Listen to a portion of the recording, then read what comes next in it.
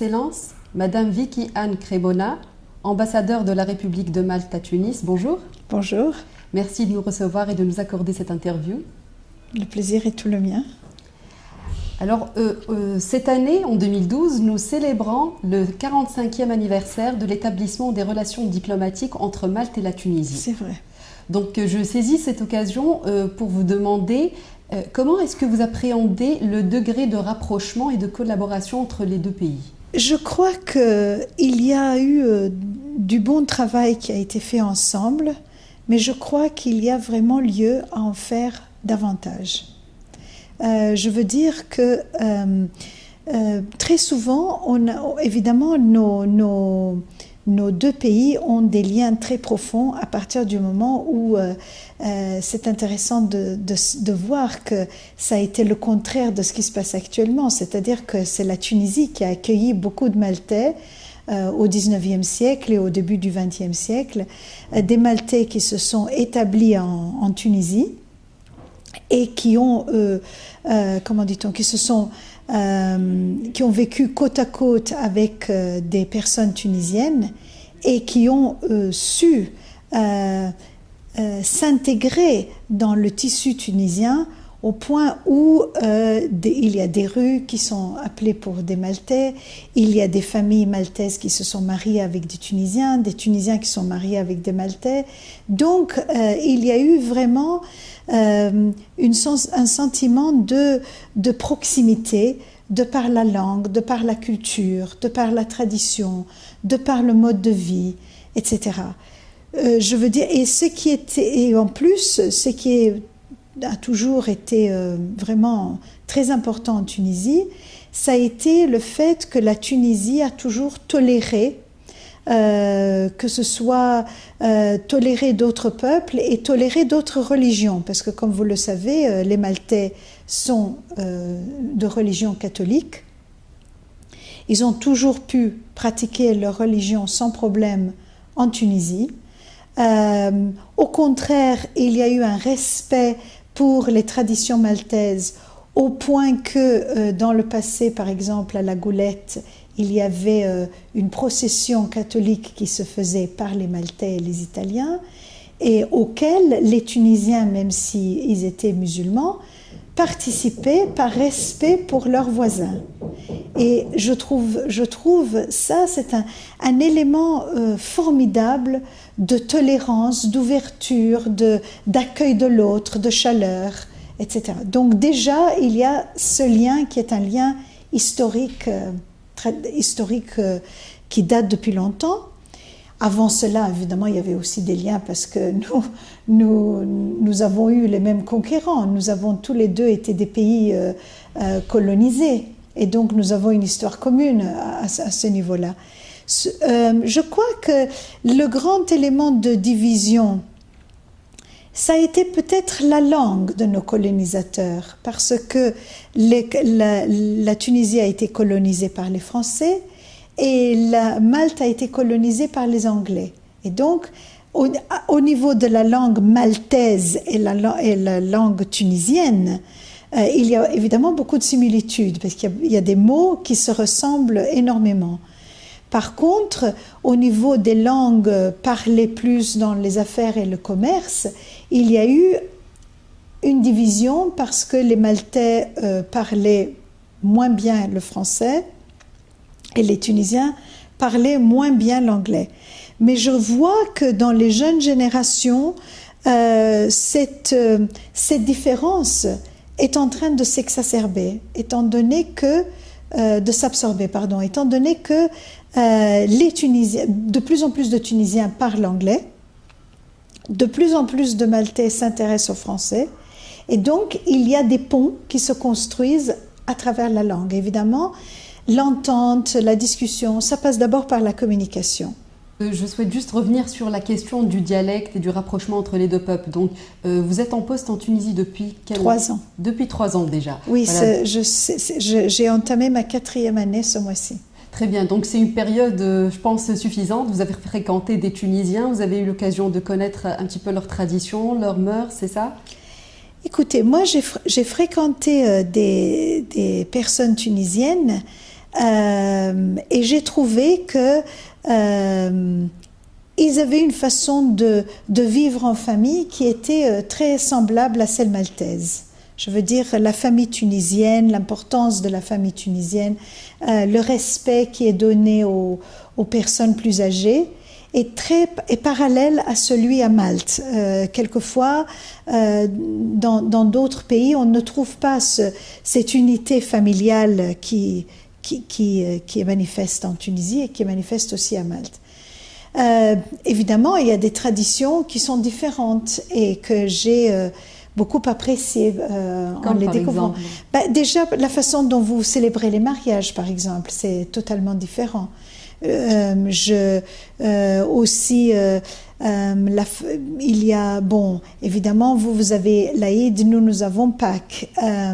Il y a des éléments différents dans les célébrations. Et vos plats traditionnels ne sont pas nécessairement les nôtres. Ici, le brick, le mouton, etc. Chez nous, c'est plutôt le lapin, les pâtes, etc. Donc, je veux dire, mais ce qui est intéressant, c'est que je me sens très en famille quand je vais chez des personnes tunisiennes parce que je retrouve beaucoup de l'ambiance familiale à laquelle je suis habituée. Voilà. D'accord. Donc peut-être de par la proximité géographique également entre Malte et la Tunisie, un touriste maltais par exemple qui se rend en Tunisie ne sentira pas véritablement un dépaysement, si j'ose dire. Quelles sont ses attentes? Disons la vérité. Les Maltais qui sont venus en Tunisie ont été très, comment dit-on, très pris d'abord, évidemment, pour ceux qui sont allés au désert. C'est quelque chose qui est spectaculaire. Mais à part cela, ce qui leur a beaucoup plu, c'est le fait que quand ils sont venus, ils ne se sentaient pas trop dépaysés. Ils retrouvaient Malte quelque part. Évidemment, votre paysage est beaucoup plus imposant que le nôtre. Nous sommes une petite île et vous êtes un pays qui pour nous est très grand. Même si la Tunisie continue à dire que c'est un petit pays, pour nous, vous êtes des géants.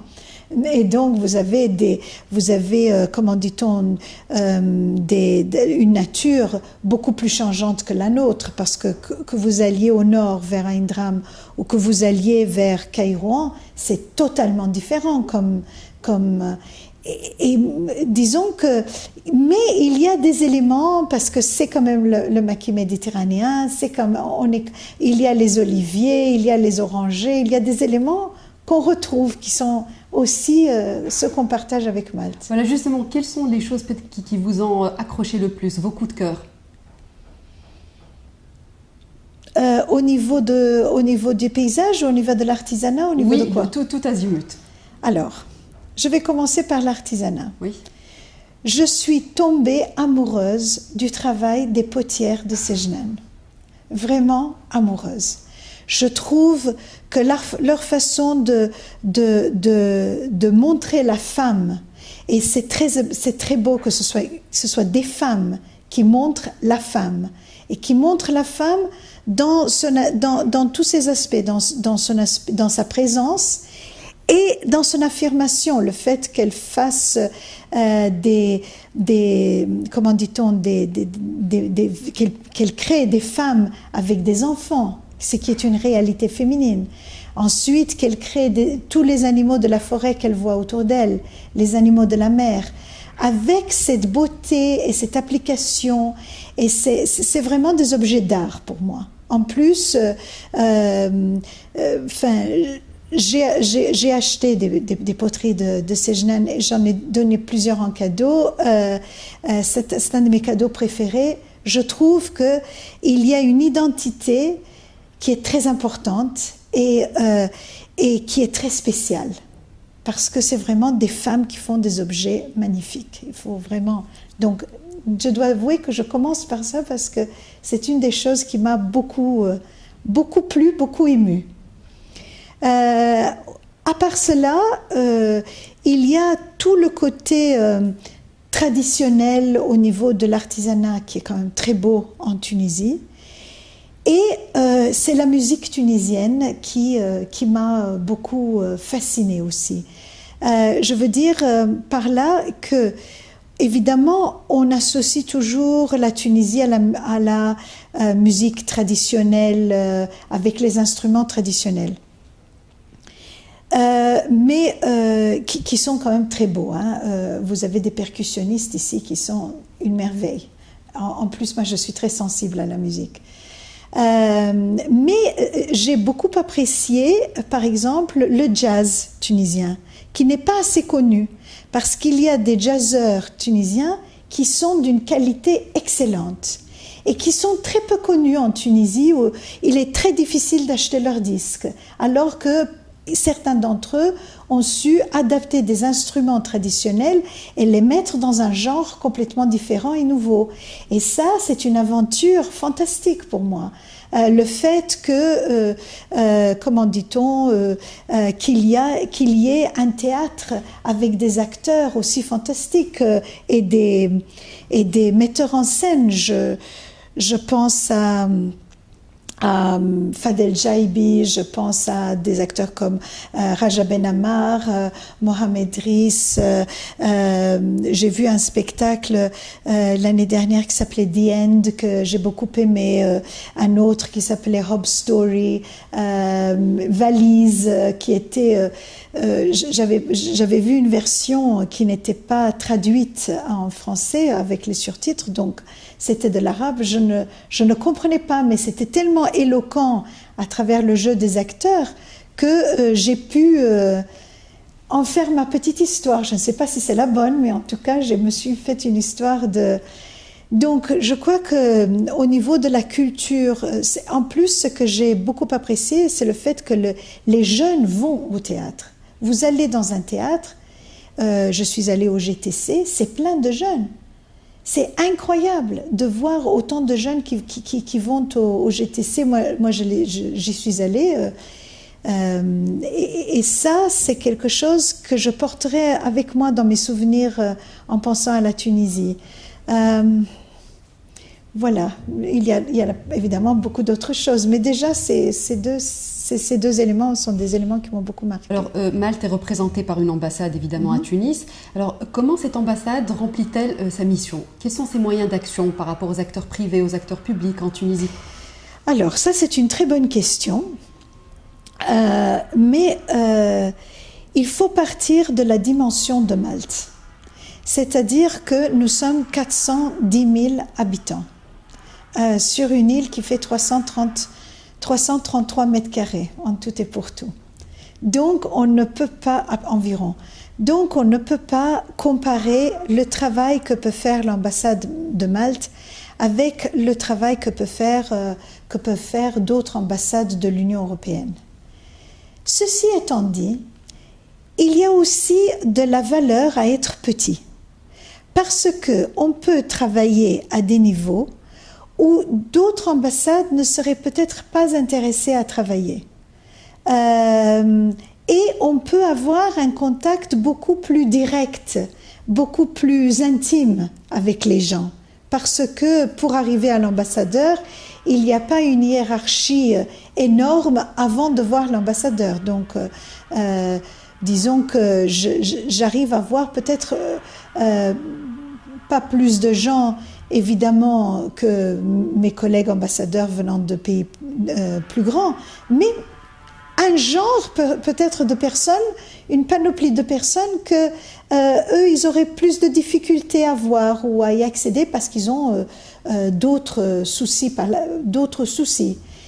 Donc, je trouve que ça, c'est important. Au niveau du travail, évidemment, le travail est de promouvoir la Tunisie à Malte comme de promouvoir Malte en Tunisie. Alors, ça se fait sur 3 niveaux. Ça se fait d'abord sur le niveau politique, et je dois dire que notre pays a des relations excellentes politiquement avec la Tunisie. Nous avons et nous soutenons la Tunisie dans ses actions. Actuellement, la Tunisie cherche un statut privilégié avec l'Union européenne. Elle a notre plein soutien, et donner du soutien à un pays, ça ne veut pas dire uniquement lui dire on vous soutient. Ça veut dire le soutenir réellement. Donc même dans les instances européennes, nous faisons partie de l'Union européenne au même titre que les autres pays, et donc nous soutenons à chaque fois la Tunisie quand l'opportunité se présente. Donc au niveau politique, il y a une très bonne entente aussi au niveau des 5+5, puisque Malte fait partie des 5 pays européens avec les 5 pays du sud de la Méditerranée, et on a beaucoup de travail en commun à ce niveau-là. En outre, tous les ans, il y a une commission mixte tuniso-maltaise qui se réunit, et c'est une commission qui se réunit où il y a plusieurs ministères qui sont représentés. Alors une fois c'est en Tunisie et une fois c'est à Malte. L'année prochaine, cette année, je veux dire 2012, ça va être en Tunisie. Mais avant, ça avait été à Malte. Bon. Et c'est un moment très important parce que ça permet, à travers tous les ministères, d'établir le point où nous en sommes dans nos relations et de les porter en avant. À chaque fois, de faire de nouveaux projets, de nouveaux plans. Par exemple, juste pour vous donner un exemple, actuellement, la Tunisie est en train de revoir les programmes scolaires, etc., etc. Nous, à Malte, on a fait d'énormes travaux sur tout ce qui est programme scolaire, planification scolaire, etc., au point où il y a eu des travaux de l'exemple de Malte qui ont été publiés à niveau international. Donc, nous avons pu envoyer notre expertise pour, comment dit-on, pour expliquer notre système à Malte.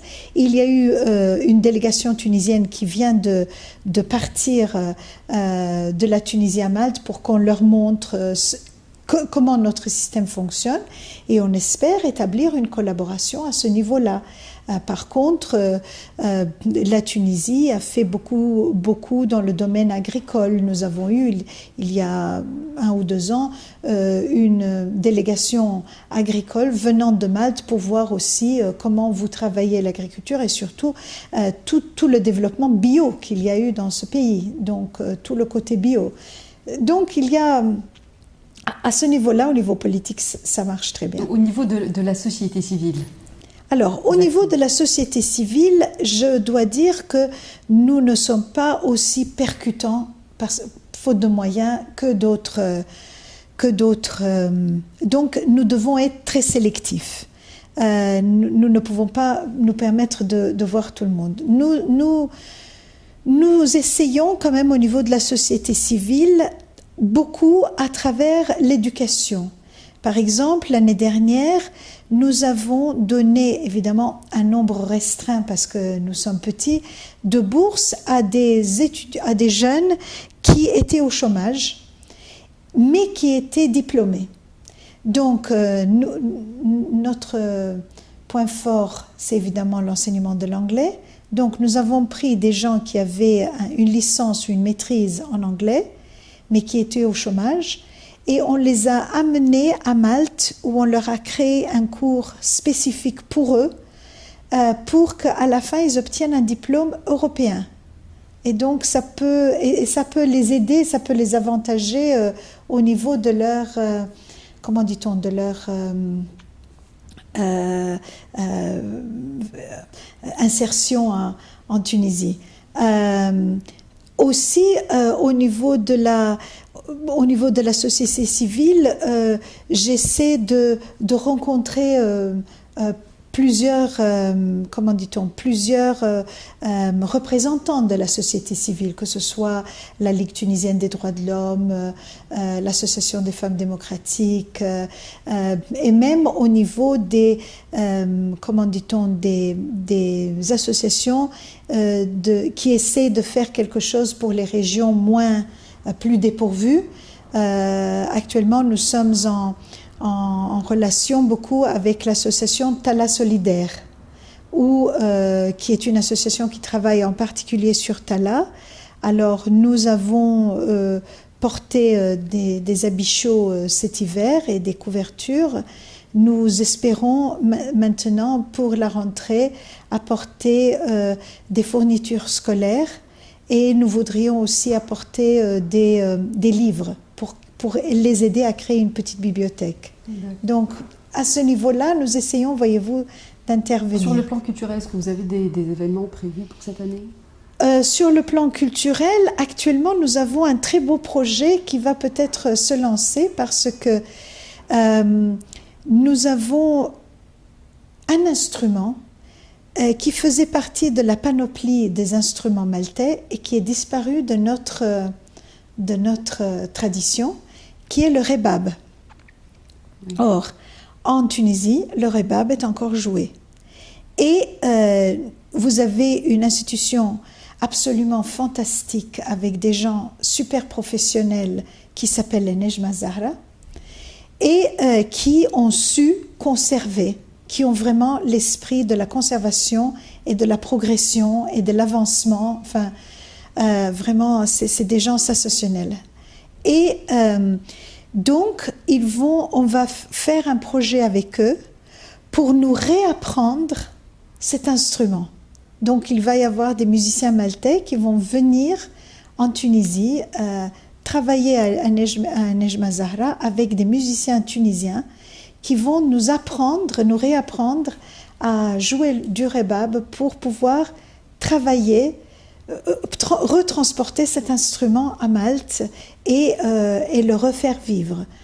Aussi, l'année dernière, nous avons invité des joueurs tunisiens à venir à Malte jouer dans un de nos grands festivals qui est le festival qui s'appelle Anafest, où c'est un festival de musique méditerranéenne. Et l'année prochaine, donc 2013, nous espérons porter une troupe théâtrale tunisienne venir à Malte et donner aussi un masterclass au niveau des techniques d'acteurs, donc au niveau culturel. Et là, pour ce printemps, il y a un livre qui a été écrit par une Française mariée à un Maltais, mais qui vit en France. Enfin, c'est un peu... qui s'appelle « L'héritage impensé des Maltais de Tunisie ». C'est Madame Micheline Muscat. Et nous allons lui demander de présenter son livre. Nous espérons aussi organiser une conférence sur la musique maltaise qui a été enregistrée en Tunisie. Car les premiers enregistrements de musique maltaise qui existent sont tunisiens. Et donc, on va donner une conférence sur cela. Au niveau des relations économiques, depuis que je suis ambassadeur, il y a eu 4 délégations d'affaires qui sont venues en Tunisie. Et je suis contente de voir que toujours ça devient plus grand. Donc il y a de plus en plus d'intérêt de travailler avec les Tunisiens. 3 sont venus depuis la Révolution. Donc, on est en train actuellement, cette ambassade est en train actuellement de préparer la 4e qui aura lieu en juin. Entre-temps, pendant la révolution tunisienne,